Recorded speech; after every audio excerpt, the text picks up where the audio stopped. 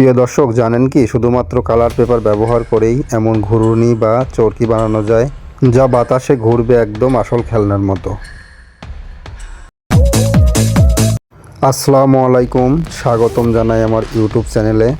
আজকের ভিডিওতে আমি আপনাদের দেখাবো কিভাবে খুব সহজভাবে কালার পেপার দিয়ে এই ঘূর্ণিটি বা চরকি তৈরি করা যায়। এই চরকিটি তৈরি করার জন্য আমাদের কালার পেপার, একটি বাঁশের স্টিক এবং একটি পিন বা পেরেক লাগবে। প্রথমে কালার পেপারটি চৌকোনাভাবে কেটে নেই, যে কোনো মাপে মাঝ বরাবর একটি ভাঁজ দিয়ে কোণা থেকে কেটে নিতে হবে। অর্থাৎ ভাঁজ দিয়ে নিলাম যাতে চার কোণায় সমানভাবে কাটে, কিন্তু মাঝের অংশ কাটা যাবে না। দেখুন ভিডিওতে দেখানো অনুযায়ী এভাবে সুন্দর করে কেটে নিতে হবে। কালার পেপার নরম, এজন্য শক্ত একটু কিছু ব্যবহার করলে ভালো হয়, এজন্য আমরা শক্ত একটু পেপার ব্যবহার করলাম। প্রিয় দর্শক, ভিডিওতে দেখানো অনুযায়ী সুন্দর করে কেটে নেবেন। এভাবে আঠা ব্যবহার করে লাগিয়ে দেওয়া হচ্ছে। একটু মোটা পেপার তিনটি গোল আকৃতি এভাবে কেটে নিয়ে লাগিয়ে দেওয়া হচ্ছে। ভিডিওতে দেখানো অনুযায়ী সুন্দর করে লাগিয়ে দিবেন। এই মোটা পেপার না লাগালেও হবে, তবে চরকি সুন্দরভাবে ঘোরার জন্য এই মোটা পেপারটা দিলে ভালো হবে। প্রিয় দর্শক, এবার এক্সট্রা কিছু পেপারের প্রয়োজন, এজন্য ভিডিওতে দেখানো অনুযায়ী সুন্দর করে এভাবে ভাঁজ দিয়ে কেটে নিতে হবে। প্রিয় দর্শক, আমাদের ভিডিও যদি ভালো লাগে অবশ্যই সাবস্ক্রাইব করে আমাদের পাশে থাকবেন।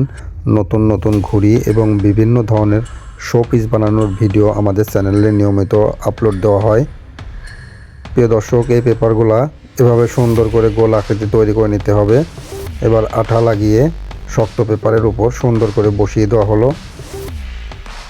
এবার পেপারের কোণায় আঠা লাগিয়ে ভিডিওতে দেখানো অনুযায়ী একটি করে মাঝে লাগিয়ে দিতে হবে। একটি পরপর একটি কোণা এভাবে লাগাতে হবে। আঠাটা সুন্দর করে লাগাবেন যাতে খুলে না যায়।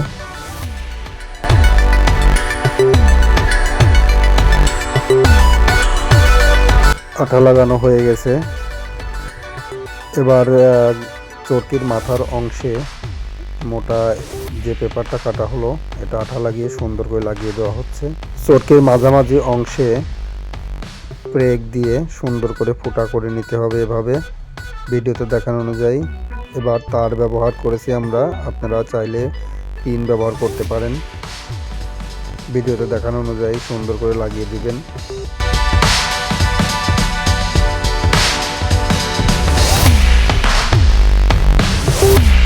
বন্ধুরা দেখুন, আমাদের চরকি তৈরি হয়ে গেছে। কত সুন্দর ঘুরছে চরকিটা।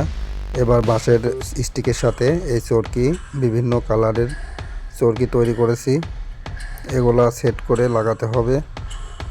এরকম বাঁশের স্টিক নিতে হবে। প্রিয় দর্শক, ভিডিওতে দেখানো অনুযায়ী সুন্দর করে এভাবে বেঁধে নেবেন।